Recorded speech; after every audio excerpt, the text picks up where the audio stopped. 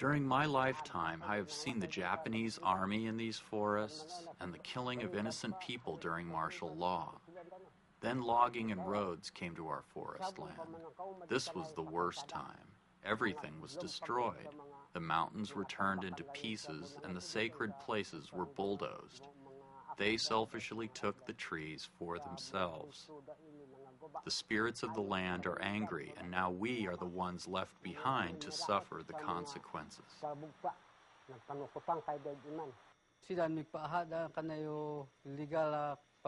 When logging companies arrived here, they showed us legal papers, signed by the government.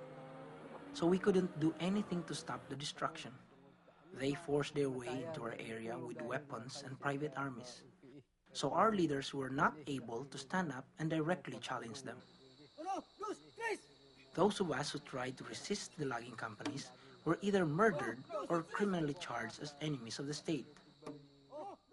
Logging companies destroyed our forest land and took everything for themselves, never considering or compensating us for everything that we have lost. When are we going to get away from the idea that we can have all the timber we want, when we want it, how we want it? We've logged 90% of the Philippine forest at this stage. Even as people claim today that we can bring it to a zero wastage, we're still not getting what the problem is.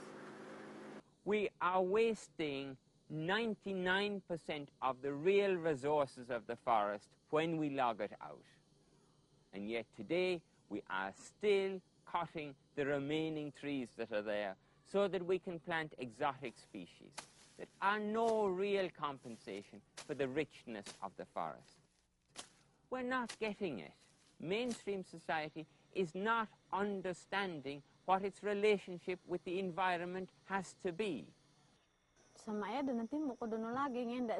good thing that I learned from logging is that we can already ride to faraway places because there are vehicles and roads.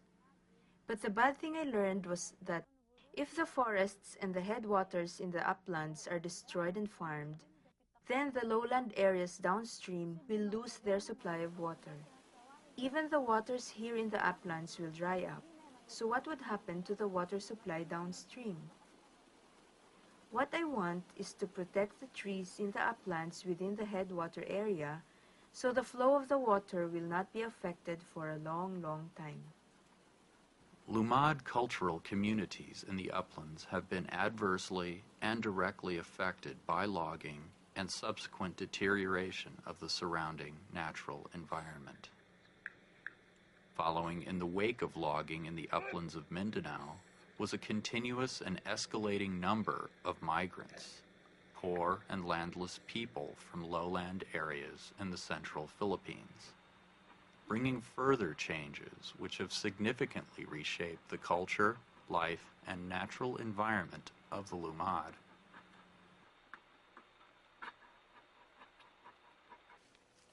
Migrants move along the old logging roads to set up their farms. They live in relation to the cash economy. They do not make a profit, they subsist in relation to it.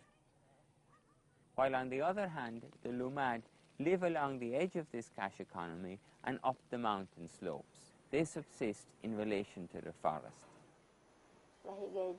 Living here is not the same anymore. Before, there were many birds, wild pigs, and other wild animals here. Before, we were able to have a good harvest, even though we did not use fertilizers. We still had a good harvest. Before, our practice was to cultivate the land anywhere we would like. We did not divide the land. We would plant in a place and then later would move on to another area. We did not claim ownership over a particular area. We did not say, "This is my land," or "That is yours." Before, if a hunter caught a wild pig, then he would not sell it. He would just divide it equally amongst all of his neighbors. But today, he would not give it away unless you pay him with money. He will ask you to buy it. That's what I see as not a good influence of the migrants. The migrants are the ones who taught that to us, especially in regard to buying, selling, and borrowing. During the time of our ancestors, nobody had to borrow and nobody had to buy. Those who were in need would be given something. Whatever you needed from your neighbor would be given to you without a price.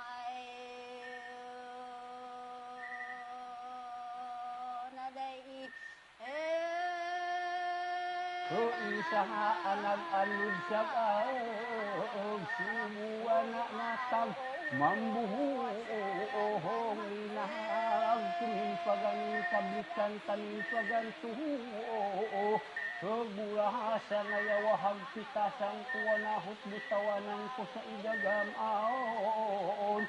Yawayu baba kuda magkuyahan na badag tibaw. Humigaha ko mga bukaon. Suasa tamangulak suhu. Ahangan taman babaw. Sahona tamandang agsaw.